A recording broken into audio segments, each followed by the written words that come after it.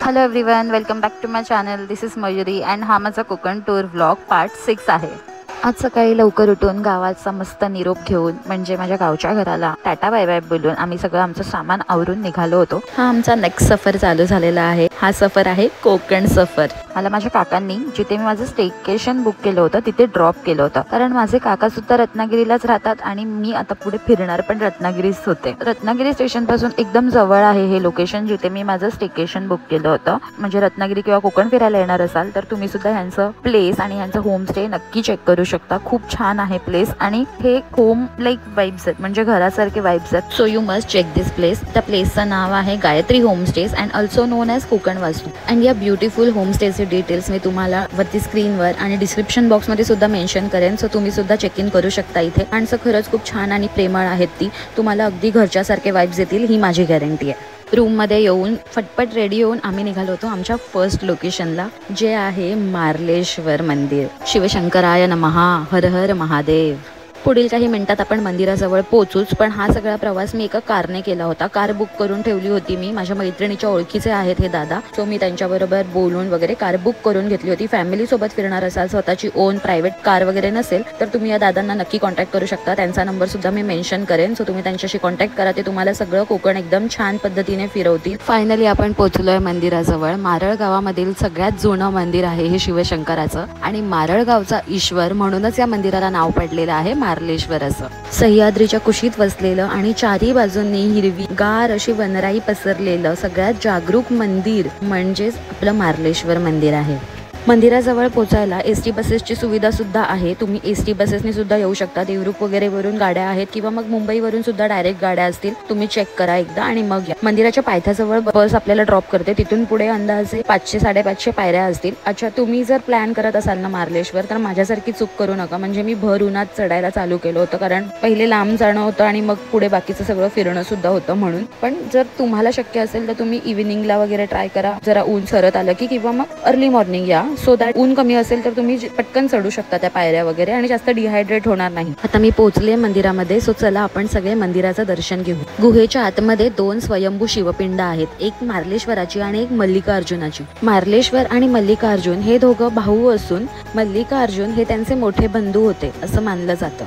आणि विशेष म्हणजे या गुहेमध्ये या समईच्या दिव्याशिवाय आणि निरंजनाच्या दिव्याशिवाय इतर कोणताही दिवा लावण्यास सक्त मनाई आहे. मंदिराच्या अगदी बाजूलाच धारेश्वर धबधबा सुद्धा आहे. अल्टरनेटिव्ह सीझन तुम्ही इथे जाऊ शकता, पण जर पाऊस असेल तर तुम्हाला तिथे जाण्यास सक्त मनाई आहे.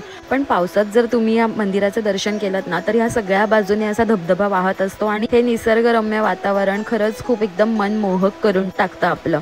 आणि मंदिरामध्ये दर्शन करताना जर तुम्हाला साप दिसला किंवा नागदेवता दिसली तर असं मानलं जातं की तुम्हाला सगळ्या परमेश्वरांनी दर्शन दिलं. त्याने हिचा प्रसाद घेतला.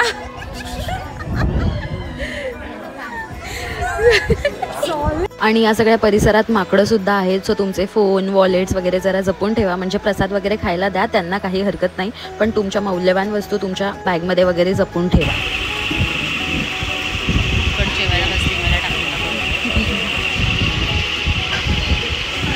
मार्लेश्वरमध्ये जेवायला बसलं.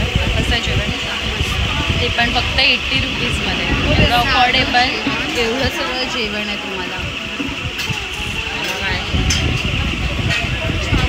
साधं आहे आणि चविष्ट सुद्धा आहे. सो तुम्ही जर इथे आला तर नक्की विजिट करा हॉटेल ईश्वरीला.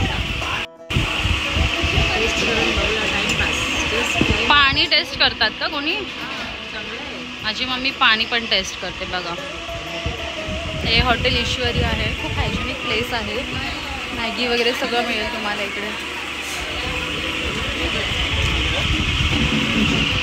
हातकाड 2 भाकऱ्या, पापड, भात, बटाण्याची भाजी म्हणजे एक रस्सा भाजी, डाळ, भाजी सुकी, लोणचं, हे सगळं माझ्या मैत्रिणीने फस्त पण करून टाकलं 5 मिनिटात.